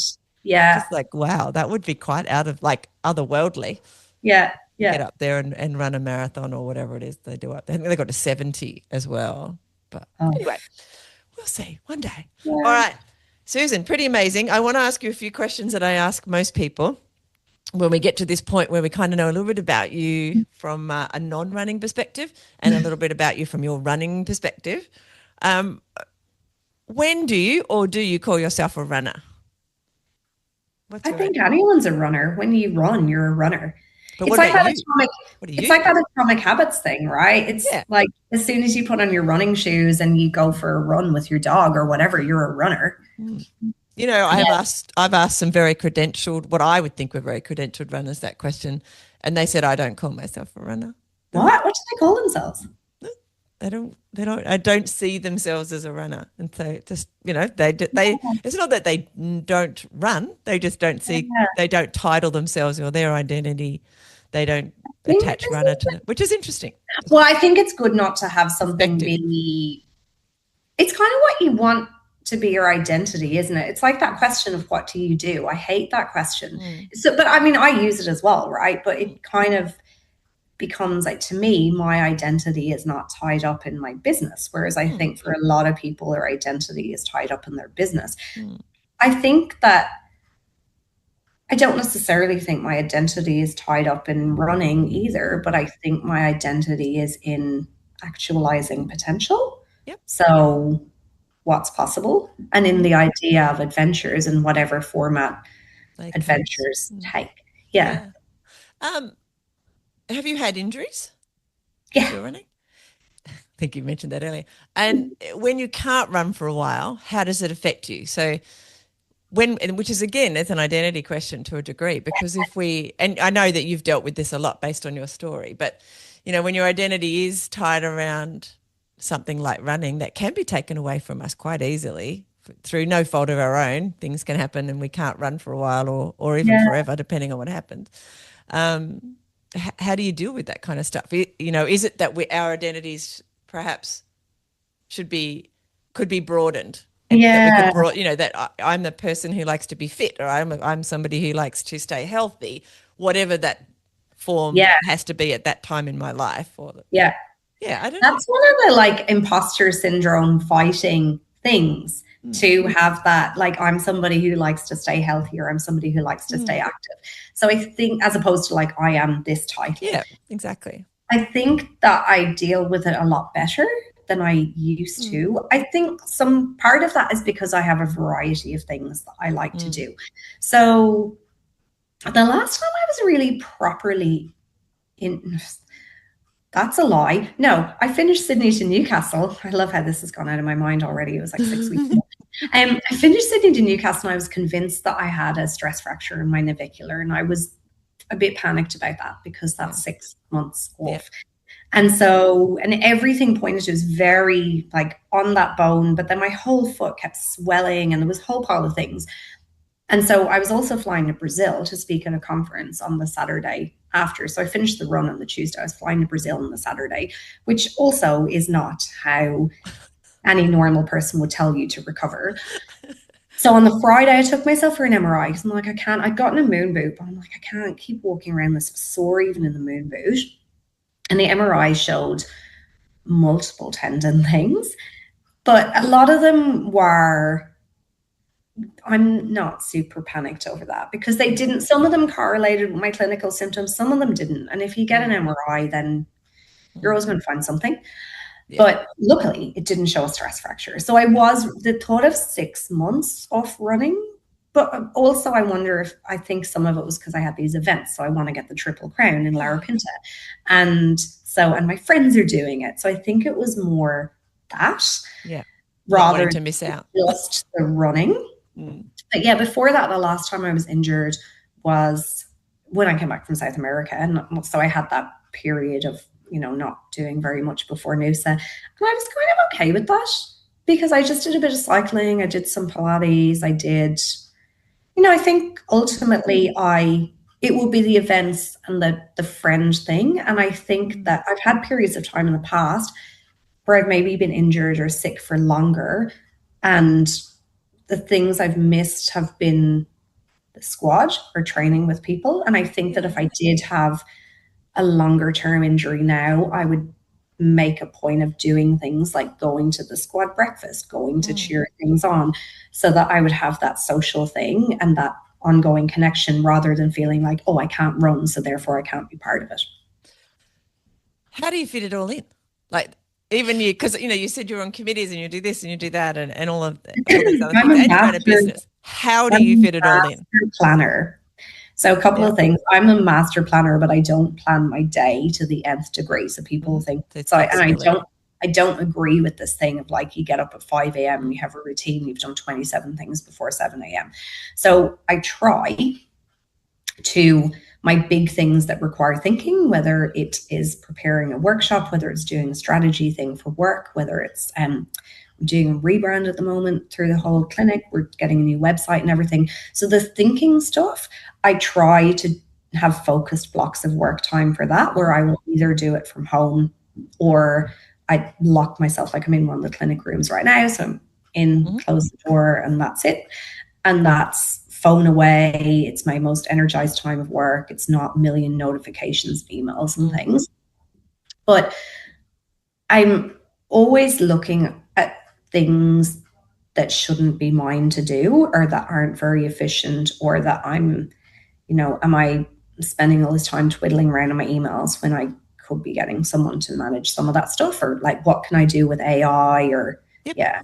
I think ultimately though, I like to be busy. And so you ask a busy person to do something, if I get rid of one thing, I'll probably fill it with something else. Yeah. Yep. I totally understand. Yeah. So in that case, for me, who tends to also be a bit of an A-type personality, and, you know, the busy person, give them something to do, if they want it done. For me to get away from all of that and to have some me time that I know is also important, I Yeah. kind of have to go for a run on a trail. Like that's Yeah. how I've found I need to deal with it. Otherwise, I will find something to do because I've Yeah. always, like you, I run small businesses myself, and like, if I'm doing nothing, then that doesn't feel right. Like because there's always something I should be doing. So Yeah. in order to stop me doing that, always doing, I have to go for a run, which sounds kind of odd. And you just lock it in though. Like that's the thing. So one of the things that saddens me the most and that I want to change in people that own businesses in particular is the delayed gratification thing. So like, I won't go on a holiday till this. I don't have time to train. When the kids grow up, when this business thing is done, after this like everything's like delay, delay, delay. And so when people, and lots of people ask me this in business community in Cairns, they go, I don't know how you can run your business. I was away, and part of me, I'm like, yeah, but you know what? When I go away, I still work, but I get a lot more strategic work done and a lot more big picture thinking. And so I make decisions that are generally good, that elevate the business, as opposed to I could come in here 7 days a week and I could pick things up after people and I could like twiddle around doing a million things that actually aren't that impactful. And so I tend to, but also I think that 80% done is fine. So I tend to kind of leave the less impactful stuff and close the door on that so I can do more of the stuff that I really need to be doing. Which I think is a good idea. By stepping away and not staying in the flow of the business, you're so actually able to see it from a different perspective. Yeah, and I think that's probably why I have my races and my things planned, right? Like, so my races in, my holidays in, like family things in. Have I, my parents are coming over this year, or like, can I organize a trip with my brother? Like all of those things that are essential. And I mean, you'll get this as well. Something comes up, right? Whether it's a race or I went to Sydney for a media thing after Margaret River, and I was like, oh, I hadn't even I still haven't unpacked from Margaret River or from Sydney. I mean, the dirty stuff I have. But it's like just chucked in the spare room. That's my goal for this weekend. But I was going to Sydney. I'm like, oh, I can't believe I signed up for this thing. Like, I don't want to go. I'm so tired. I should be at home and heaps of stuff to do. And then I went and it was excellent, which is why I'd signed up. But if I'd waited till all the things were done in work or in the house, I could never do anything. One of my tricks has always been, like I do it on Sunday night. I'm even now, while I'm talking to you, looking over at my whiteboard, which has like Monday to Sunday. The first thing I put in there is what my coach has set me for the week. That's the first thing. And to me, that means I'm honoring me and like what is going to be my space for the rest of the week. And it is also the first thing that goes into my digital calendar, so nobody can book in to talk to me unless it fits outside of those spaces that are for me to do my running. For me, it's running. For other people, whatever. So it's interesting. And then it just happens. So my husband will say to me, what are you doing today? Because, he goes to work at a set time, he teaches kids and I'm like, I don't know, because it's all planned. So I'm like, oh yeah, no, hang on. I was going to work on that project. Okay. But then I open that project and I do it and I don't go, ooh, let me check my emails and spend an hour replying to other people's demands ahead of doing the things that I had on my schedule. And that's really important from a business owner perspective. And it probably works in other people I've been in business for so long now, you forget what it's like. But that is like for your time to be dictated by other people. And you spend all your time putting out fires and doing all of that rather than actually moving your own stuff along. Yeah. In saying all of that, can you think of a time where running in particular has really helped you get through a difficult stage or thing or decision to make or whatever, without, you don't have to go into huge details. It's up to you. Particular time, but I actually think I think the bigger my business has gotten and over the last couple of years, there's an identity shift. So it goes from you being, you say like 2019, 2020, 2021, we were small enough that people osmosed behaviors from me. And, it was still very family and whatever. And then you grow and you have to put in place leadership structures and you have to performance manage more and you have to like do all these things that you don't necessarily like doing.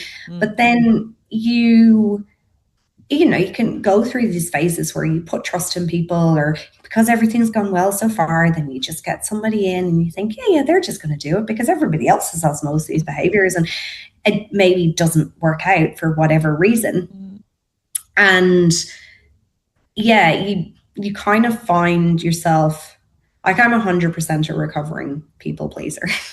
And so having that big identity shift to be like, actually, clarity is kindness. It's not unkind to be clear and to have expectations and to lay out those expectations, and, ultimately to move people on if they're not hitting those expectations because they're then reflecting badly on other people. But I think that having a running community and having something that's my own, and having the ability to get out on a trail and think and have spaciousness where I don't feel like the servant leader has been really important to me. I really like that. That's a good way to put it. Thank you.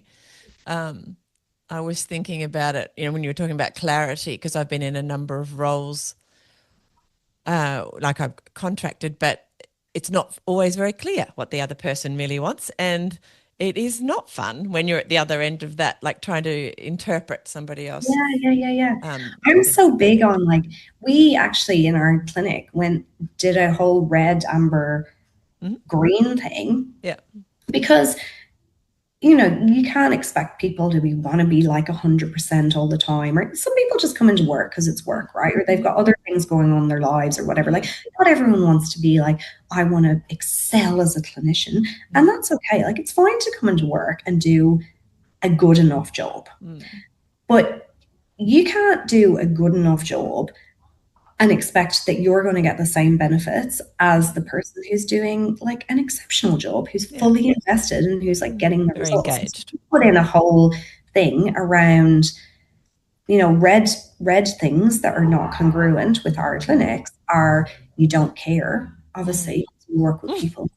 Like, if you actually don't care, I can't teach you to care. If you can't build a rapport with people. No. But also, if you don't care about your colleagues, if you don't care about the business, you're not competent. But if it's like those don't work, right? But if it's a confidence issue that we can work with, or you're coachable, then of course you can work with that. It's the whole like hire on attitude, not on skills thing. But so we're so transparent with, you should not have to say to me, how do I go up to the next pay level? Or, if you do, I'm like, well, the award goes up at this, and then you're paid X amount over the award. And then the ways that you get increased steps in your actual progression are this, this, and this. And here's the document. It's really clear. Yeah. And so because this person's been here this long, that's what they're getting. Like, and because they're contributing in this way, then they go, So you have clarity as well as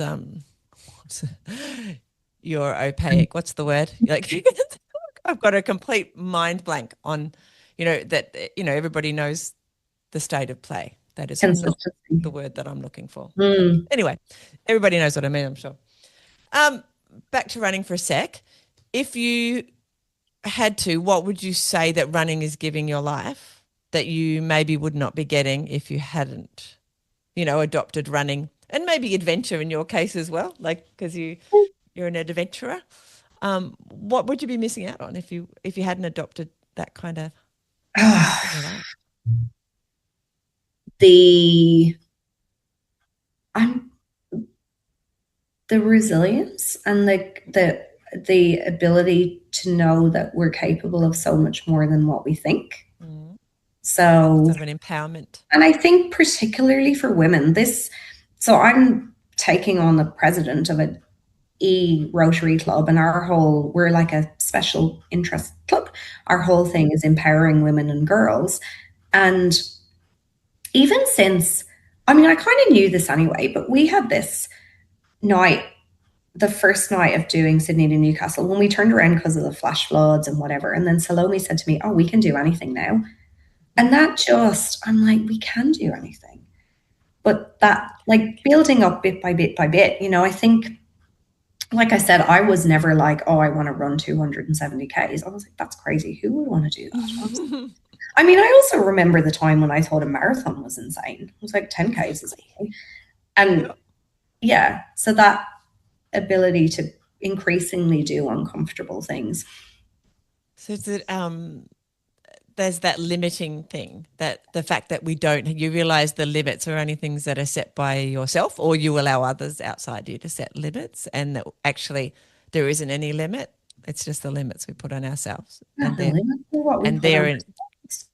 There is no limit. Yeah.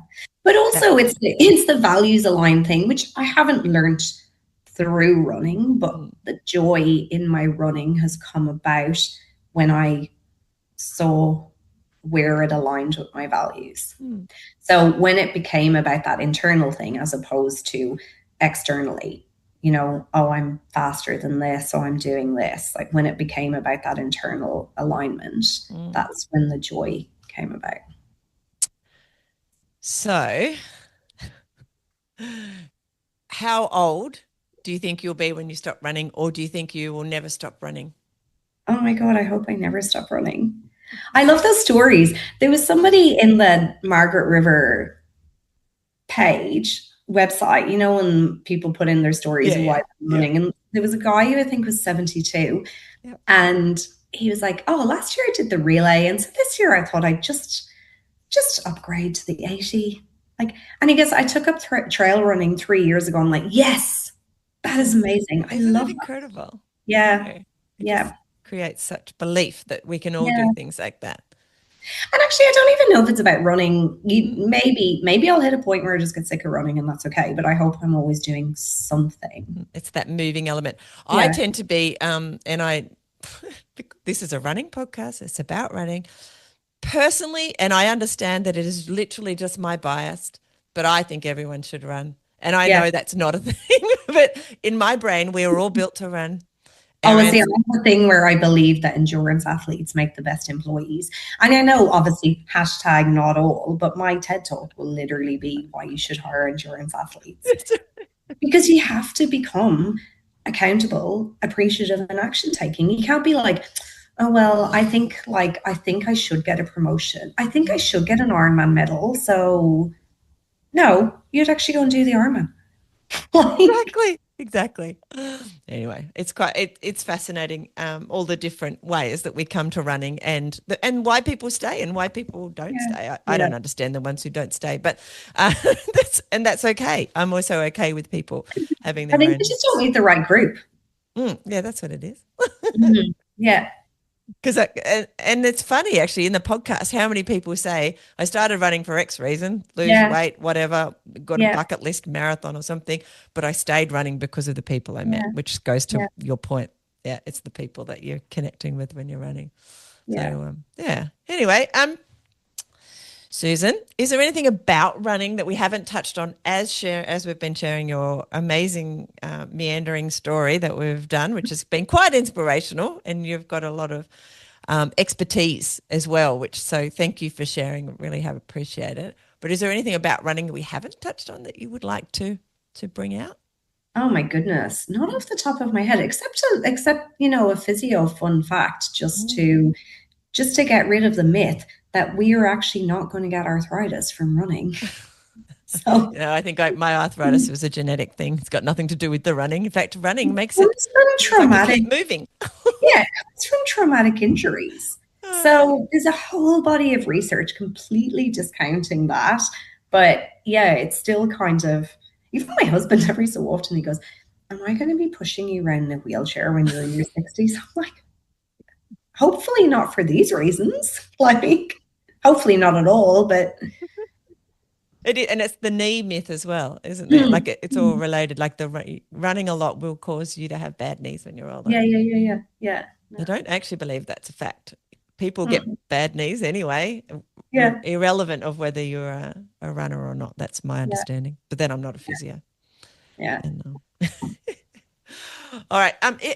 I'd always ask people for tips, especially I used to ask for just running tips for beginners, but I'm starting to think more motivation tips, like for those of us who've been running for a while and who have busy lives, and yet we still find motivation isn't even the right word, because I'm starting to pull away from motivation as a word, because I think we need something more than motivation sometimes to get out the door, and I'm sure you know what I'm saying. So tips that make motivation irrelevant is probably what I should say, that get us to go, whether it's an event, getting our gear ready, I don't know, having people to meet, like doing the calendar beforehand and putting it first. What kind of things work for you to make sure you get out the door?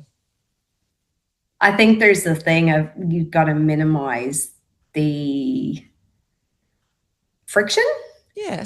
So like for me, this is why I have a coach, right? So it's on so I don't have to think. Yep. I have a coach. We could all jump on ChatGPT now, right? And get some Exactly. sort of a coaching plan. It might not be perfect. Or I could do my own coaching program. Like I have a sportsman masters. I could write myself a program, but I'm not going to pull myself back, first of all. Mm-hmm. And yeah, it's also boring. I don't want to think. I want to just look at what I have to do and do the thing, and that's it. So having a coach, there's that thing of no successful athlete has ever done stuff. Like most successful athletes will have a coach, right? And I believe in coaching for business and leadership and transitional changes and lots of things. But yeah, they're removing the frictions, like having the gear ready, like having the breakfast made up or the sports things done, or that organizational piece. And I think putting in the rocks of what you want to train for, so you have something and a goal sometimes. Yeah, like or some little thing that you want to do. But in terms of, I also don't even believe in motivation. I think if I waited till I was motivated, I'd never do it. Exactly. Because we're so humans, like we're ingrained, and you would believe this too, I assume, that we're ingrained actually to rest as much as possible, because any minute now the saber-toothed tiger might come and we need to be rested so that we can, get away. Like genetically, I believe. Yeah.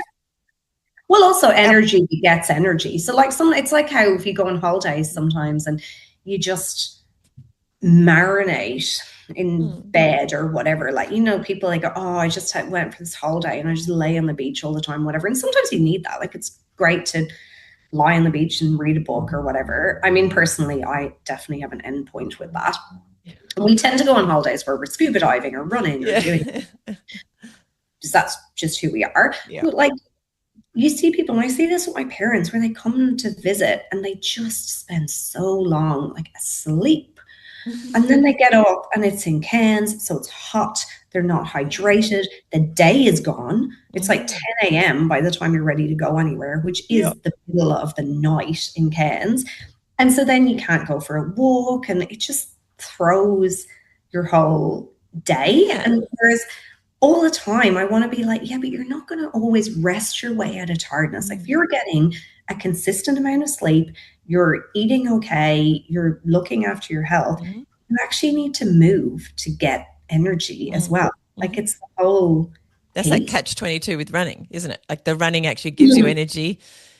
There's a tipping point, but the running actually gives you energy. Like when new runners actually get quite surprised that after they've been running for a couple of months, hey, I actually feel more energetic now, even though I thought I would feel tired because I'm more active. Yeah.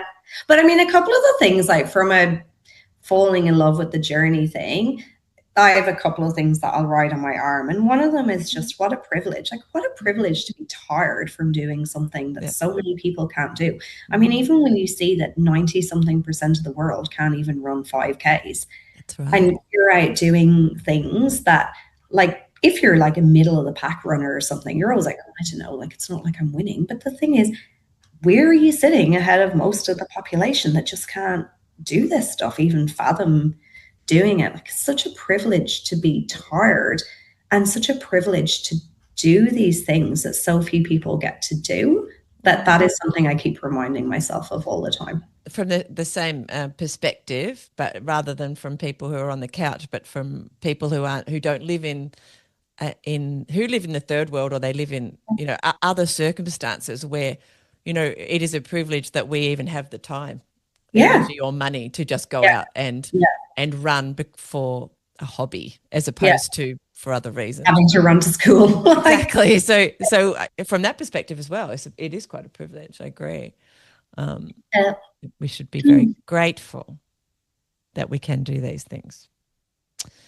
Susan, thank you. It's been an absolute delight to get you on here. And I feel like we joked before we got on that we might speak for, 3 hours, 2 or 3 hours. We've already we're scratching up to the 2 hour mark here, even though I said, oh no, we could just do an hour. But here we are, we doubled that.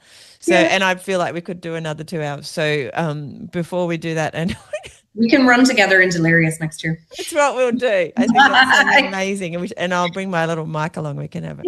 We can record it, and everybody can come run with us. That would be pretty cool. But thank you. You've had quite a life. You're having quite a life, and you've got a lot to teach us. So I really appreciate you sharing a little bit of time with us. It has been wonderful. Again, massive thank you for agreeing to get on and sharing. Thank you. Thanks for tuning in to the ZenRUN Podcast. I hope today's chat left you feeling just a little more inspired to move in your way and on your terms. If you've got a running story you'd love to share, please reach out. I'm always looking for real, relatable stories that help remind us we're not alone, whether it's a big goal, a quiet win, or simply why you keep showing up. I'd love to hear it, and I'd love to share it. Plus, if you're curious about the ZenRUN Club, come take a look.